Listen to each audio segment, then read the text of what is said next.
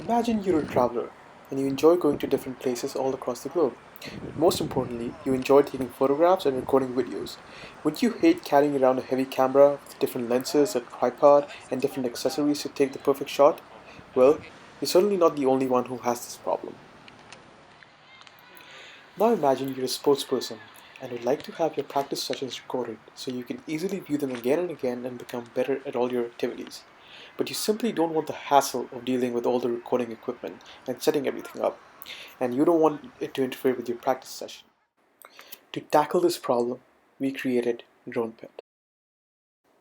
DronePet is an affordable, ready-to-fly quadcopter that is fully autonomous and is capable of following people around using tag detection, recording activities like hiking and running so that people can view them later on. Hi, I'm Aditya Bansal and I'm the developer of the DronePet project.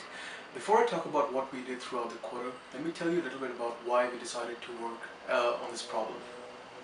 We see a huge drone market all across the globe, and it only seems to be getting bigger and bigger.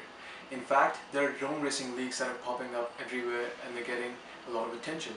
This is one of the reasons we decided to work on a drone related project. We also see a huge market segment that is unable to afford an autonomous drone.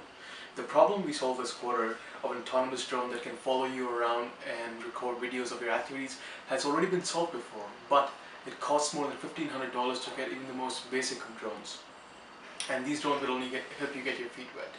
So we decided to use a relatively cheap quadcopter, the Parrot AR drone, that is 1/5 the cost, and it only costs like $250. And we decided to make our own autonomous flight controller on top.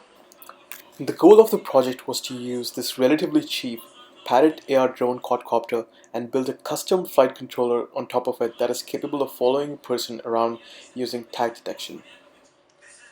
We divided our project into four main milestones. Milestone 1. Interfacing with ROS.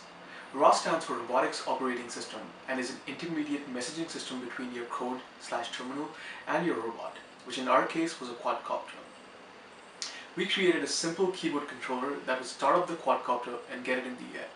We also implemented a kill switch that will land the drone in case something goes wrong. Milestone 2 was tag detection. This was the tag that we would attach to the person being followed. We did this using the inbuilt tag detector on the AR drone. And this was probably the easiest part of the project, as we didn't have to write any of the image detection or OpenCV code, because we didn't want to reinvent the wheel. Using the inbuilt tag detection, we got the distance of how far the tag is from the front camera of the drone, and then we passed it on to the custom PID controller. Milestone 3 was implementing a PID controller. PID stands for Proportional Integral Derivative, and it's a control loop feedback mechanism that is commonly used to detect errors and fix them. In our project, we used it to calculate how far the tag is from the drone and whether it's in the right, left, upper right direction. Passing this information to the PID controller would result in a value and which would determine which direction the drone should go on to fix its error.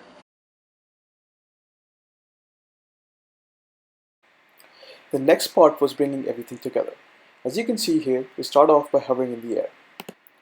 As soon as we see three steady green lights, we bring in the tag to see whether or not our drone follows it. As you can see, the drone yaws to the left when we move to the left. When we cross the distance thresholds of 2 meters, we move the drone forward. As you would see now, the drone goes up or down depending on how high or how low the tag is. Here you can see the tag going really low, and then you'll see it come back.